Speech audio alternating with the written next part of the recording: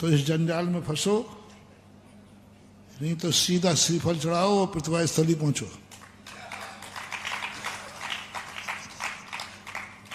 हाँ, इतनी हिम्मत हो, मुक्ति दूत पढ़ो। ऐसा भी आ जाए तो अपना विल पावर मजबूत रखो। अपने आप सख्यम गजब का उपन्यास है। 2-4 बार तो आंसू भरे बिना रहेंगे नहीं। पर अंजना है जो डिगी नहीं। पीहर ने ठुकरा दिया। माँ सबसे ज्यादा कन्या को कौन सी शरण रहती है अंत में? कि कोई हो या नहीं हो, पीहर तो माँ बाप तो हैं ही। पिताजी ने भी कह दिया, जब तेरे पति नहीं पत्नी नहीं माना तो मैं भी तुझे बेटी नहीं मानता हूं। महिपाल, जब पति पत्नी नहीं मान रहा, सासू तुझे बहू नहीं मान रही, तो मैं भी तुझे बेटी नहीं मानता हूं। माँ बाप ने ठुकरा दिया, इधर ठुकरा दिया, सब ने ठुकरा दिया। पति ने तो पहले ही ठुकरा दिया। लेकिन वो कहती, मैं बेटी थी हूं, मैं बहू थी हूं, मैं पत्नी थी हूं। बस बन बन की ठोकरें खाती रही, विश्वास नहीं डगमगाया। एक बार भी ये नहीं कहा उसने कि जब कोई नहीं मान रहा है तो ठीक है, अब क्या करना है, सुसाइड कर लेते हैं, मर जाते हैं। कोई मानने को तैयार नहीं, कोई नहीं। मां अकेली बची थी और उसकी सखी थी वसंतमाला। अंत में बोलो किसकी वजह है? मैं जब शुरू में नहीं जानता था तो मैंने सोचा कि बजरंग बली किस दुर्भाग्य के घर में आए। अरे वो तो बहुत बड़े तद्भव मोक्षगामी जीव थे, महापुरुष थे। वो तो किसी महान रानी महारानी के घर में आके जन्म लेते ठाठ से। किसकी जन्म लिया? जंगलों में भटकने वाली। और वहां अवतरा हुआ। जब अब थोड़ी अकल आने लगी तब पता चला कि दुर्भाग्य के यहां जन्म नहीं लिया है, जिसकी आत्म साक्षी इतनी मजबूत है कि एक पक्ष को लेकर के 22 साल जिंदा रही और अंत में विजय किसकी हुई? सब चरणों में गिरते पड़े। सासू केतुमती चरणों में गिरी, पवनंजय क्षमा मांगते फिरे, महिपाल माताएं सब उसके अंत में। बोले तुमने इतना साहब, बोले तुम लोगों ने मुझे, मेरा पद मेरा धर्म दूसरों के अधीन नहीं है, मेरे अधीन था कि मैं बेटी हूं, मैं बहू हूं, मैं पत्नी हूं, दुनिया माने या ना माने। अब अपनी बारी है। दुनिया नमोस्तु करे या नहीं करे। महाराज बताओ, हमें कोई नमोस्तु नहीं कर रहा, का पतो हम मुनि हैं कि नहीं? नहीं नहीं, अब सखी अपनी साक्षी, अपना व्रत। सेठ सुदर्शन का भी यही हुआ। सारी दुनिया ने कह दिया कि ये कलंकी है, रानी ने कह दिया, राज घोषित हो गया, सब ने कह दिया, राजा से घोषित हो गया कि ये व्यक्ति ठीक नहीं है। सारी गवाही, सारी प्रजा, रानी, सब ने फांसी सजा बुल गई। चारों तरफ एक ही चर्चा है। मैं नहीं समझता था कि सेठ सुदर्शन इतना पाखंडी निकलेगा। सेठ सुदर्शन इतना पाखंडी निकलेगा, इतना व्यभिचारी निकलेगा, इतना। रानी ने आरोप लगा दिया। सब ने, उनके घर के माँ बाप ने भी कह दिया, मुझे मालूम नहीं था कि मेरा बेटा इतना दुष्ट निकलेगा, इतना निकृष्ट निकलेगा।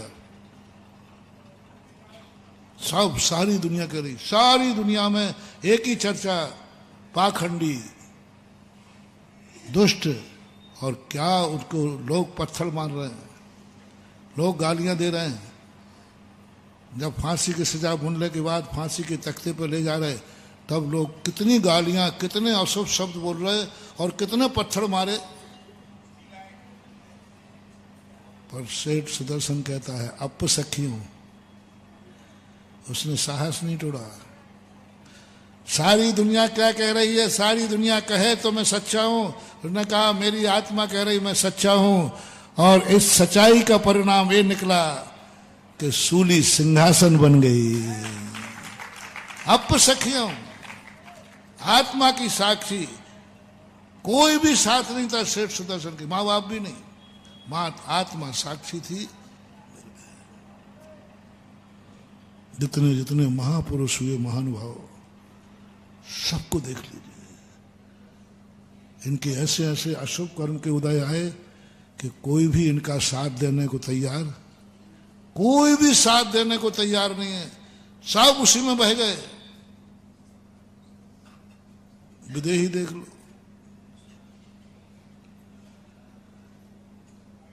सबने कर दिया, प्रजा ने कर दिया, अयोध्या से निकाल दिया, श्री राम ने भी भेज दिया, कोई नहीं था। कौन था साक्षी? अपसत्य, कोई साक्षी नहीं, कोई भी नहीं, एक देवता भी नहीं आया, एक देवता ने भी पक्ष नहीं लिया, सब एक ही पक्ष में है। लेकिन विदेही का एक ही अपसख्यम, मेरी आत्मा साक्षी है, मैंने स्वप्न में भी कभी ऐसा विकृत भाव किया हो तो ये अग्नि मुझे जला के भस्म कर देना। ये नहीं कहा हे अग्नि गलती तो हो गई है लेकिन क्षमा कर देना, नहीं, यदि हुई है तो जला के भस्म कर दे। अपसख्यम, आत्म साक्षी में क्या बना? अग्नि का कुंड है, पानी का कुंड बन गया। नमोकार्बन से नहीं, अपसख्यम, अपनी आत्मा की साक्षी, अपने आत्मा का बहुत चमत्कार है महानुभाव, बहुत विल पावर है। अपनी खुद अपने आप में देखो कि मैं क्या हूं मेरी अहमियत क्या है, सारा जगत में क्या कह रहा है, कोई फर्क नहीं पड़ता। सीता कहती है कोई फर्क नहीं पड़ता, मेरी आत्मा क्या कह रही है।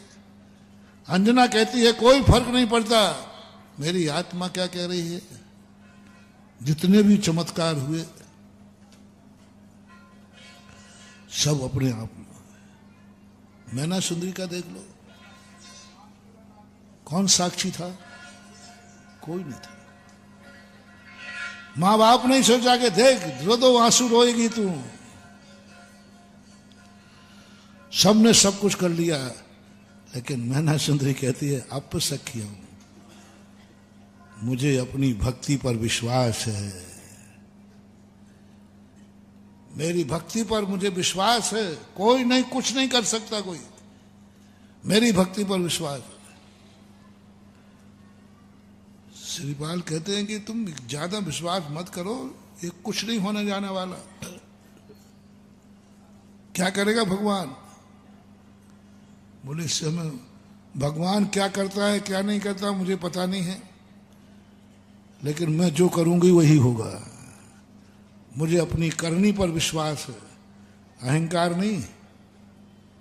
बोलो ना, अहंकार और विश्वास में अंतर है कि नहीं? अहंकार नहीं, विश्वास है मुझे, और वही हुआ जो विश्वास है।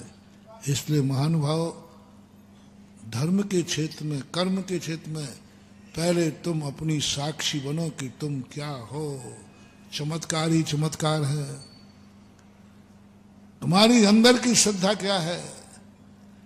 अंजन चोर को कोई धर्मात्मा कहने को तैयार नहीं, ये पापी को नमोकार मन सिद्ध होगा, ये क्या श्रद्धा करेगा?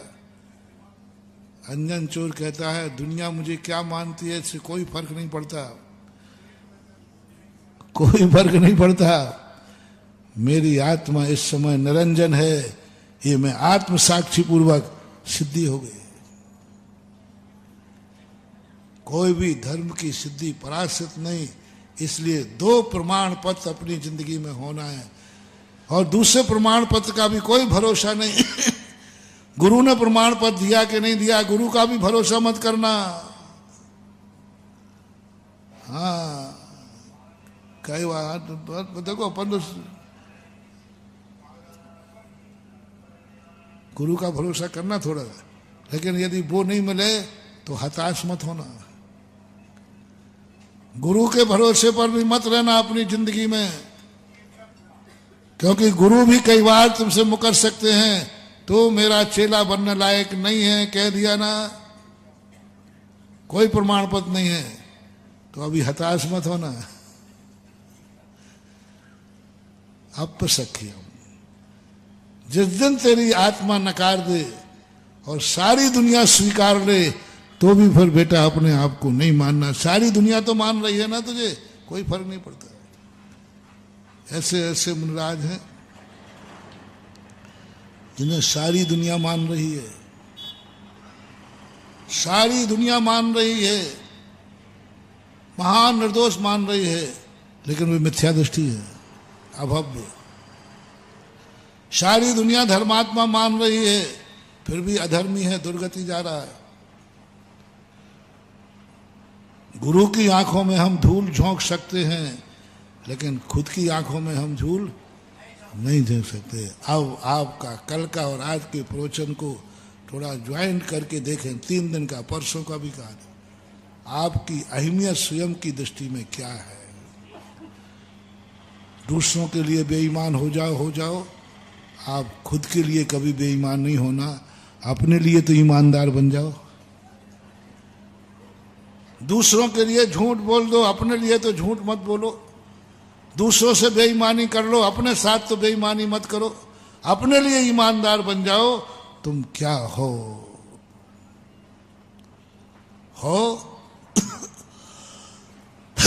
क्या तुम सही धर्मात्मा हो? क्या तुम सही जैनी हो? महाराज आप ही बताओ, है कि नहीं? मेरे बताने से गड़बड़ हो जाएगा, बहुत सारे यहाँ गड़बड़ हो जाएगा, हम बता ही नहीं पाएंगे।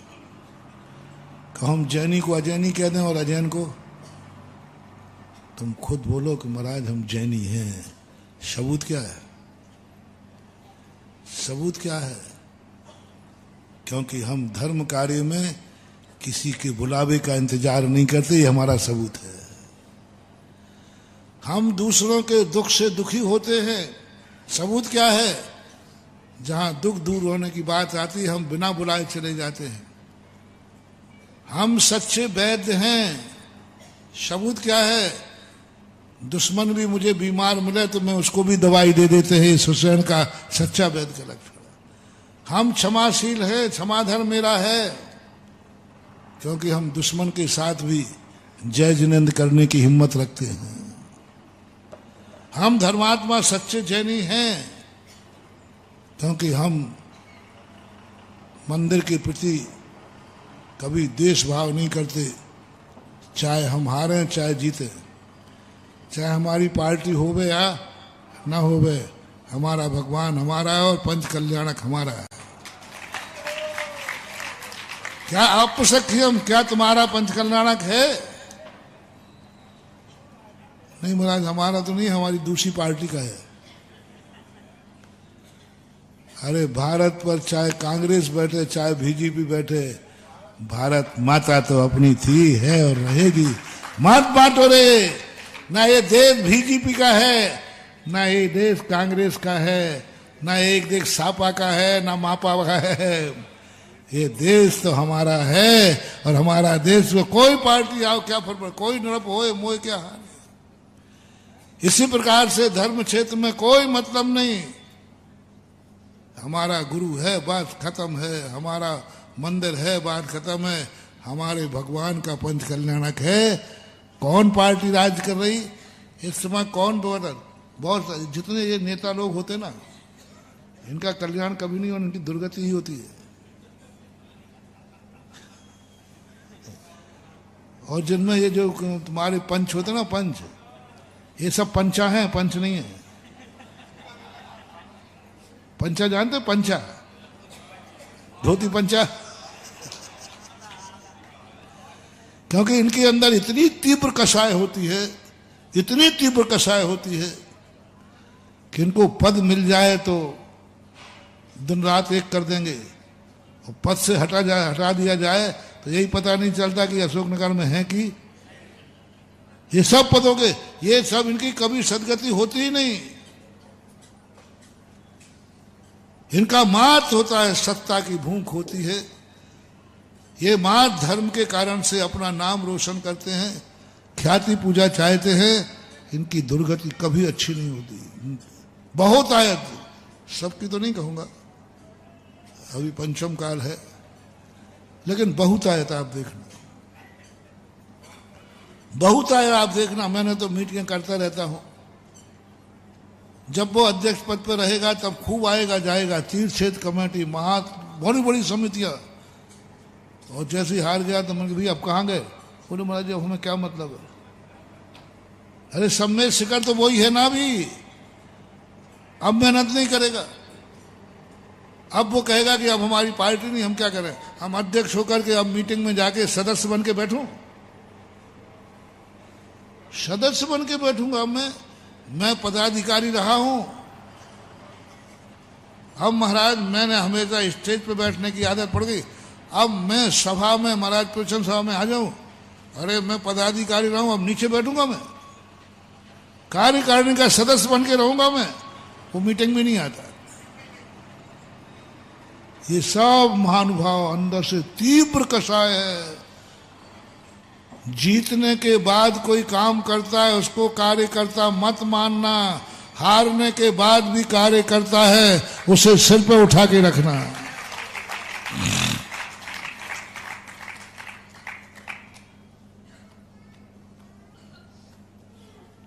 सब में मोटिवेशन बनाओ। हारने के बाद भी वही रुचि, वही समर्पण, वही मान अपमान का कोई विकल्प नहीं। समझ लेना यही सच्चा कार्य करता है। दिल को कोई मतलब ही नहीं पड़ा, हर चीज में यही लगाना। बाप कह रहा है इसलिए बेटा नहीं, मैं बेटा हूं। सब तरफ से नकारने के बाद भी कहता मैं शिष्य हूं, मैं भगवान का भक्त हूं, बस हूं, कोई मतलब नहीं पड़ता। क्या फर्क पड़ता है? ये यदि स्थितियां अपने अंदर से आ गई महानुभाव, तो अंतर चेतना से जगाओ।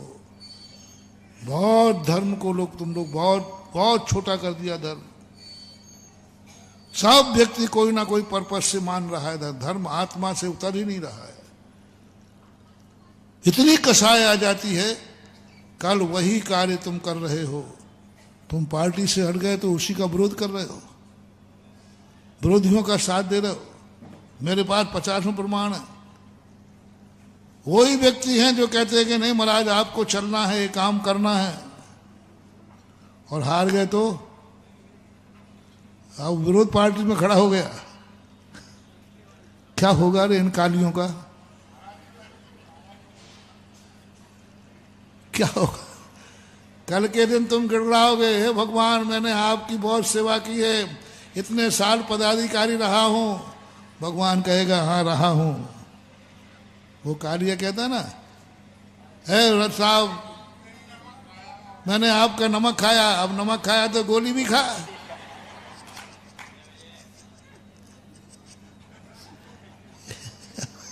नमक खाया है तो यही धर्म तुझे मिटा देगा।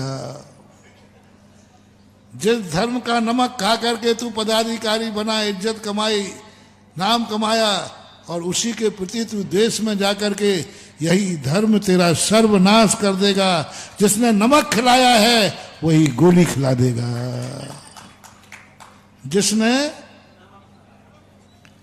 जिसने इज्जत दी है वही, जिस धर्म के कारण तुम इतरा रहे हो वही धर्म तुम्हें धूल में मिला देगा। अब सखियों बहुत मजेदार चीज हुई आज। महावीर भगवान की